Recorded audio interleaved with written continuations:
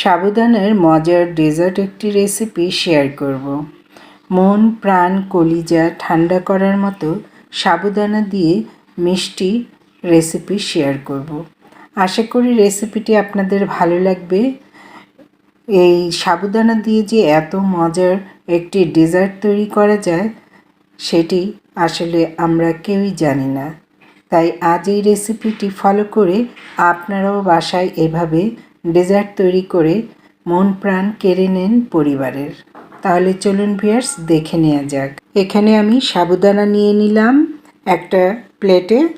এই সাবুদানা একটু গরম পানি দিয়ে আমি ভিজিয়ে রাখছি।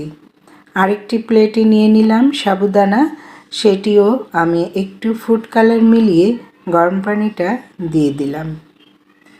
এইভাবে আমি 10 মিনিটের মতো ঢেকে রেখে দেব।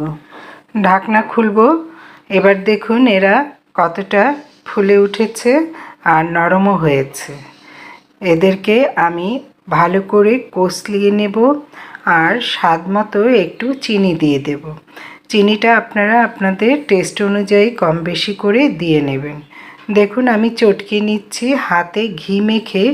এবার আমি যে কোনো সাইজে আপনি তৈরি করে নিতে পারেন, তবে আমার সাবুদানার পরিমাণটা কম তাই আমি খুব ছোট ছোট করে বানাবো।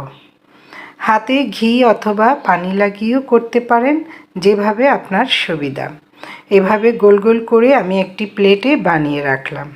এরপর যেটি ফুড কালার দেওয়া সেটিতে আমি এইভাবেই করে নিলাম সামান্য চিনি দিয়ে।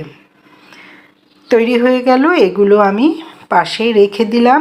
এবার দুধ দেওয়ার পালা। দুধটা আমি চুলায় দিয়ে বসিয়ে দিয়েছি একটা প্যানে। দুধ আমি আগেই জাল দিয়ে ঘন করে রেখেছিলাম। স্বাদ মতো চিনি দিয়ে দিলাম, 2টি এলাচ দিয়ে দিলাম মাঝখান দিয়ে ফেটে। এবার মিষ্টিগুলো একটি একটি করে দিয়ে নেব। দুধটাও ভালোভাবে বলক চলে এসেছে, মিষ্টিগুলো দিয়ে দিলাম। এগুলো আস্তে আস্তে ফুলে উঠবে। এভাবে আমি আস্তে আস্তে নাড়াচাড়া করছি। আপনারাও খুব সাবধানে প্রথমে নাড়বেন, তা না হলে একটার গায়ে আরেকটা লেগে যাবে।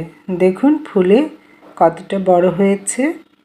এই যে আমি কিন্তু খুব ছোট করে করেছিলাম। এভাবে বেশ 10 মিনিটের মতো আমি জাল দিয়ে নেব দুধে। 10 মিনিট পর আমি চুলার আঁচটা আস্তে আস্তে কমিয়ে দেব, কারণ ঠান্ডা হয়ে গেলে এটি আরও বেশি দুধটা ঘন হয়ে যাবে। সেই কারণে আমি একটি ডিশে সার্ভ করে নিলাম। ব্যাস তৈরি হয়ে গেল আমার এই গ্লাসি মিষ্টি সাবুদানার। ভিউয়ার্স ভিডিওটি ভালো লাগলে পেজটি ফলো দিয়ে লাইক কমেন্ট করে দিবেন। যারা ইউটিউব চ্যানেল থেকে দেখছেন তারা চ্যানেলটি সাবস্ক্রাইব করে পাশে থাকা বেল আইকনটি প্রেস করে দিবেন আর শেয়ার করে দিবেন অন্য বন্ধুদেরকে দেখার জন্য। দেখলেন তো ভিউয়ার্স মিষ্টিগুলো কতটা নরম আর সফট হয়েছে। আমি গরম অবস্থায় দেখিয়েছি, আপনারা এটিকে ফ্রিজে রেখে দেবেন। ফ্রিজ থেকে ঠান্ডা ঠান্ডা পরিবেশন করবেন, সবাই খুব প্রশংসা করবে আপনার। তো ভিউয়ার্স আজ এই পর্যন্তই। আসসালামু আলাইকুম, আল্লাহ হাফেজ।